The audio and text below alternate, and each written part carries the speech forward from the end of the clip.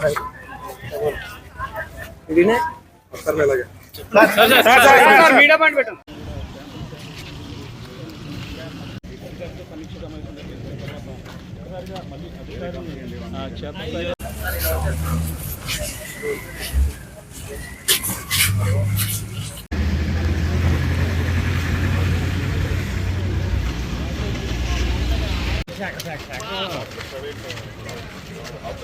have stocks which are not.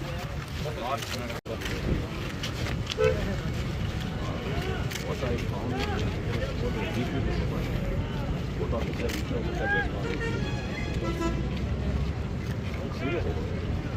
serious about it. Very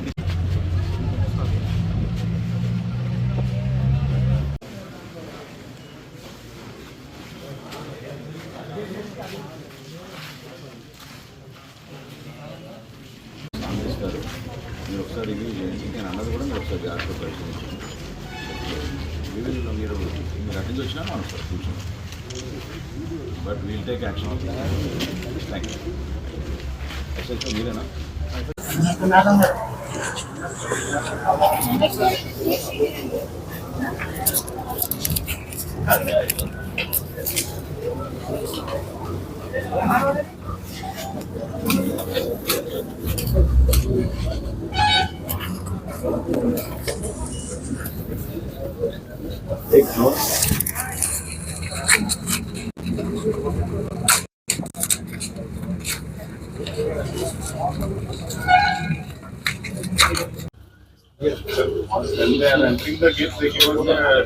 ఇక్కడికి వచ్చామంటున్నారు. నిన్న Kakinada port గురించి మనకు వచ్చిన సమాచారం, స్థానికంగా ఉన్న ఇక్కడ జరుగుతున్న వ్యాపారాల గురించి మాకు ఇన్ఫర్మేషన్ వచ్చినప్పుడు నేను ఉదయం నుంచి ఎండి గారి నేతృత్వంలో 10 టీంలు ఏర్పాటు చేసి మేము కాకినాడ పరిసరాల్లో రైడ్స్ చేయడం జరిగింది. అందులో సుమారు 6 గోడౌన్స్లో మాకు చాలా స్పష్టంగా పీడిఎస్ రైస్ దొరికింది. ఆ శాంపిల్స్ తీసుకుని వాళ్ళపైన చట్టపరంగా చర్యలు తీసుకోవాల్సిన బాధ్యత ఉంది కాబట్టి మేము దాన్ని తప్పకుండా ఆ విధంగా ముందుకెళ్తాం. సుమారు 7,615 మెట్రిక్ టన్నులు నిన్న సీజ్ చేశాం. 7,615 మెట్రిక్ టన్నులు నిన్న సీజ్ చేశాం ఒక్క రోజులోనే.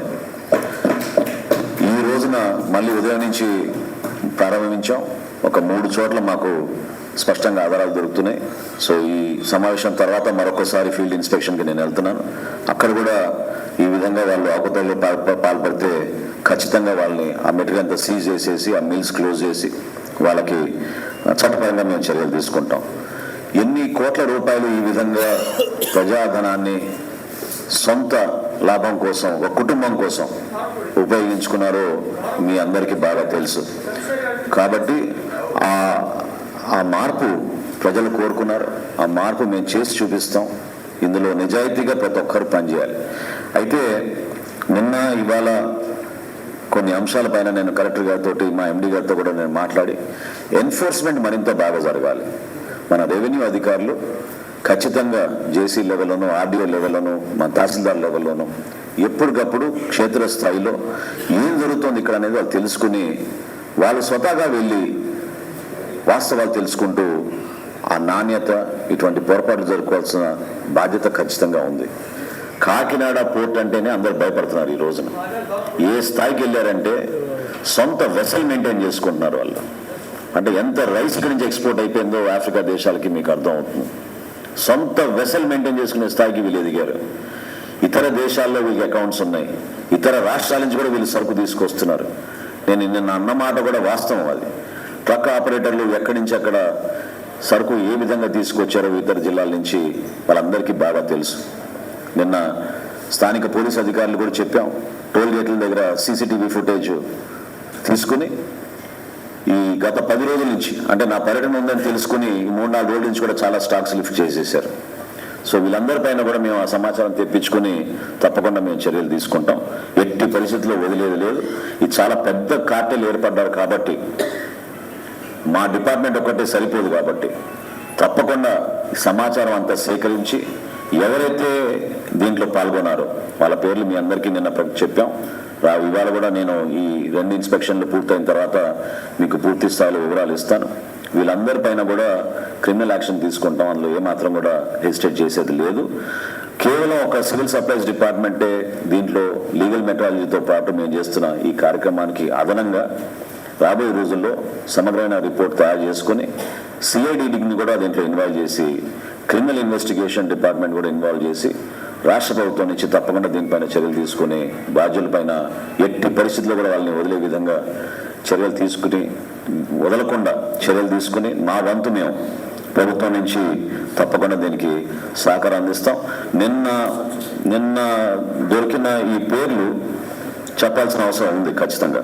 ఎందుకంటే మొదటిది లావాన్ ఇంటర్నేషనల్, రెండోది అయ్యప్ప ఎక్స్పోర్ట్స్ అంటున్నారు, అది బీబో వాళ్ళు టేక్ ఓవర్ చేసి నడిపిస్తున్నారు.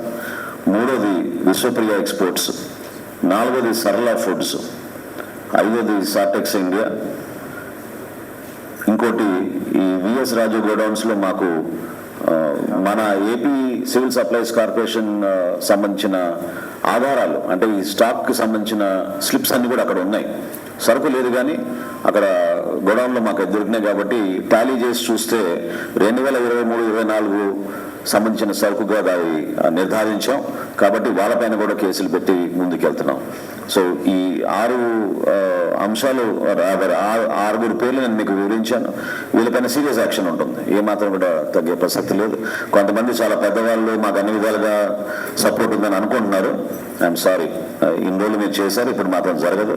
ఖచ్చితంగా యాక్షన్ తీసుకుంటాం. ఇందులో భాగంగా దయచేసి మరొకసారి నూతనంగా ఎన్నుకోబడ్డ రైస్ మిల్లర్స్ అసోసియేషన్, మీ అసోసియేషన్ గురించి అందరికీ తెలుసు. మీరు జాగ్రత్తగా వివరించండి, గౌరవంగా వివరించండి. నేను మరొకసారి మిమ్మల్ని రిక్వెస్ట్ చేస్తున్నా రాష్ట్ర ప్రభుత్వం నుంచి